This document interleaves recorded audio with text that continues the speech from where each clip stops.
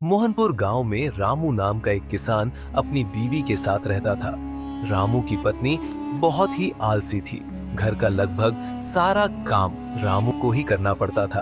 अभी तक सो रही हो भाग्यवान, खाना नहीं बनाओगी क्या?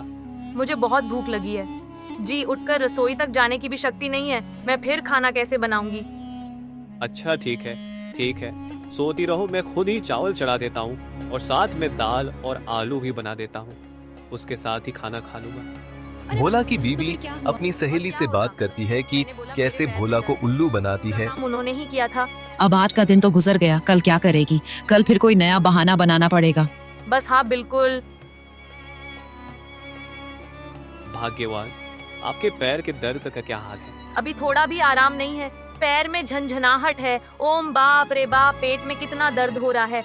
बिल्कुल भी कम नहीं हो रहा है। भाग्यवान, आज मैं सुंदर नगर बाजार जाऊंगा। दोपहर के समय खाने के लिए नहीं आऊंगा। तुम्हारे लिए दाल भात रख दिए हैं, तबीयत ठीक लगे तो उठकर खा लेना।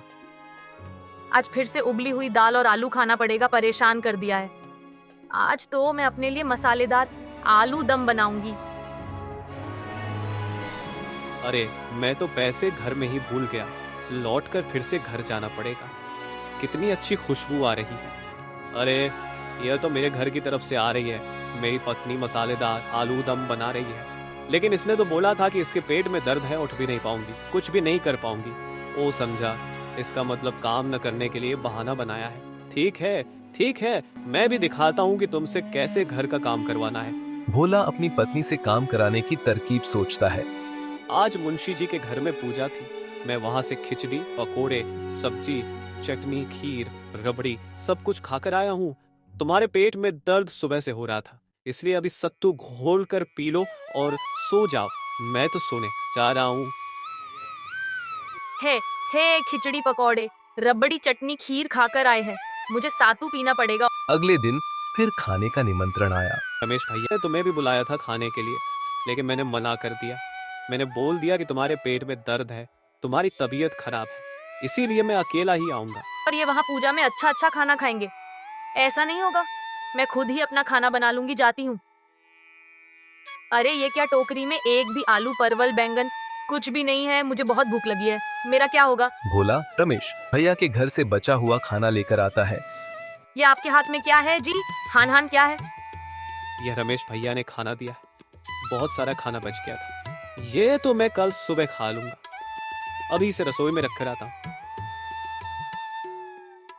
मुझे भूख लगी है। जाकर चुपचाप रसोई में रखा, सब खा लेती हूँ। भोला अपनी पत्नी को खाना खाते पकड़ लेता है। क्या हुआ भाग्यवान, अभी तक सोई नहीं हो? अरे ये क्या, ये तुम क्या कर रही हो भाग्यवान? तबीयत कुछ खराब नहीं है जी। वो सब झूठ था। वो मुझे ना काम नहीं करना पड़ेगा, इसलिए मैंने वो सब झूठ बोला था। मैं अब और बहाने नहीं बनाऊंगी और सातू पीकर नहीं सोऊंगी जी। ठीक है, खाओ खाओ खाओ। ये सारी चीजें मैं तुम्हारे लिए लेकर आया हूँ भाग्यवान, तुम्हारे लिए ही। मैं जानता था कि तुम्हें कुछ भी नहीं हुआ है। तुम काम के डर से मुझसे झूठ बोल रही हो। तुमने इतने दिनों से काम के डर से ये सारे बहाने बनाए हैं और मुझसे सारा काम करवाती थी। तुमने दम आलू बनाया था, मैं वो भी जानता था। मैंने खिड़की से सब कुछ झांक कर देख लिया था। मैंने बहुत गलत काम किया है। कल से आपको घर का एक भी काम नहीं करना पड़ेगा, देखिएगा।